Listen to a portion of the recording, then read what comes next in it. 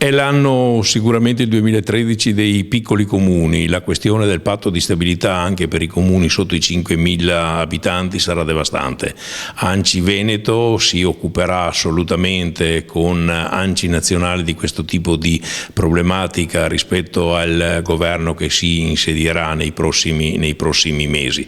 Certamente è una delle questioni principe che riguardano tanto i capoluogo quanto i comuni di medie dimensioni e soprattutto da quest'anno i piccoli comuni. Dovremmo assolutamente trovare la soluzione, perché sennò tutti questi sindaci non riusciranno assolutamente ad affrontare le tematiche che riguardano le scuole, le manutenzioni in generale, gli edifici pubblici in particolare.